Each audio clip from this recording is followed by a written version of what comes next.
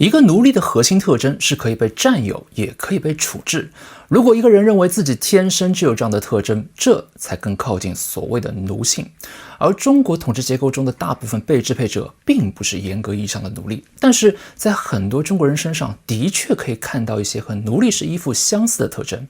比如理所当然的对支配者承担高度单向的服从义务，却从不要求与之对应的权利，自身的主体边界很弱，并且逐渐接受自己的生活、工作甚至身体都可以任由支配者按照他的个人意志来安排。正因为如此，人们一看到这种对人的极度顺从，就很容易联想到奴性这个词。这种联想并不是完全没有依据，因为它和人身依附的确有相似的地方。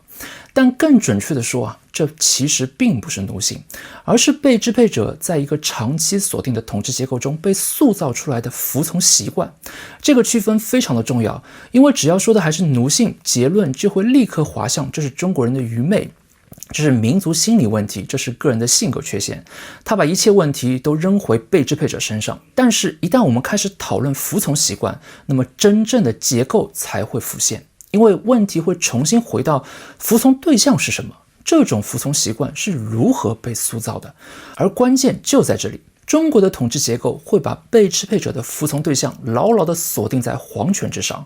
它让被支配者相信天下最终只有皇权这一个合法服从对象。这种相信的建立并不只是靠暴力压制或者观念灌输，而是深入到被支配者最日常的生活之中。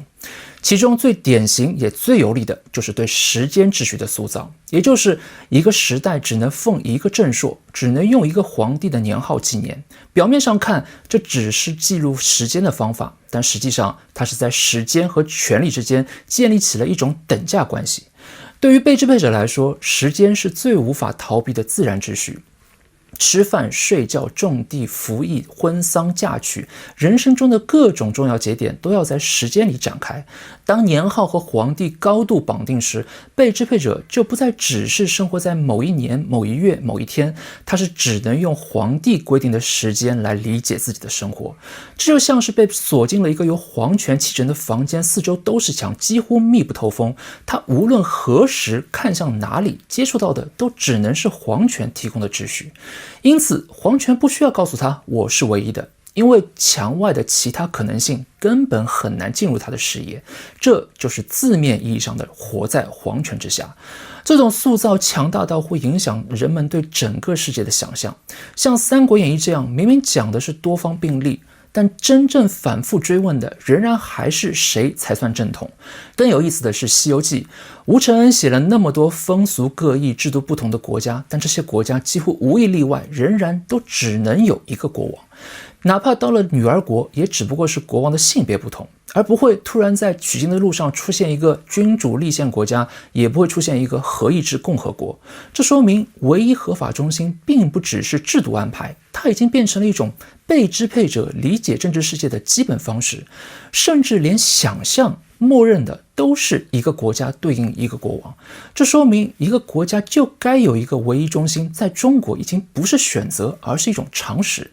也正因为如此，无论是刘邦、朱元璋这样的开国者，还是元清这样的外来征服者，只要想形成长期有效的统治，最终都必须占据皇帝的位置。因为只有占据这个位置，才能成为唯一的合法中心。换句话说，才能成为被支配者唯一的合法服从对象。但是不要忘了，中国的唯一合法中心最终并不是一个抽象制度，也不是一套独立规则，而是皇权。而皇权又不可能悬在空中，它必须落到某一个具体的人身上。天命必须有人承接，诏令必须有人发出，官僚体系最终必须有人裁定，天下秩序也必须由一个具体的皇帝来象征。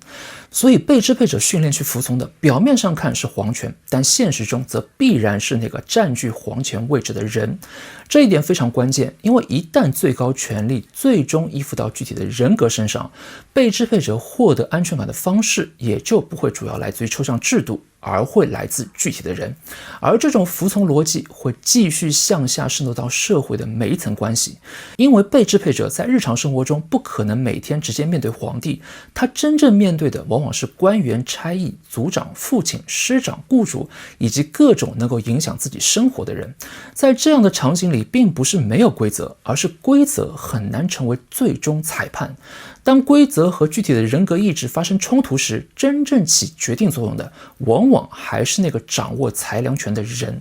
所以，中国的被支配者最典型的期待，不是制度会保护我，而是会不会出现一个明君，一个青天大老爷，一个好主子。这不是愚昧，相反，这是人格化支配结构下非常现实的反应。因为在这种结构里，伤害你的是人，保护你的也是人，压迫你的是人，替你伸冤的也必须是另外一个更高的人。一个人要谋生，要维持家庭，要进入社会关系，要避免风险，就必须学会判断谁有权，谁能够保护自己，谁可以惩罚自己。换句话说，他必须学会看人、识人、找人、靠人、避人。久而久之，被支配者就会养成一种围绕人格权威来理解秩序、寻找安全感、安排自己行动的服从习惯，因为这往往是生活中最稳定、最安全、成本最低的选择。而不按照这条路走的人，通常就要付出极大的代价。因此，对被支配者来说，养成这种服从习惯，并不只是被动接受的结果，同时也是一种现实中的生存理性。到这里，我们可以发现，奴性这个词最大的问题，就是遮蔽了刚刚这一整套支配逻辑。它看起来好像抓到了一种服从现象，却把这种中国统治结构制造出来的结果，误读成了一种被支配者自身的属性。所以，中国被支配者对人的习惯性服从，并不是某种天生的民族基因，也不是简单的个人性格缺陷。更深层的原因在于，这套中央唯一正统支配者的结构，不仅规定了谁可以统治，也规定了人们只能服从什么。这才是它能够长期稳定、反复再生产，并不断塑造被支配者的真正原因。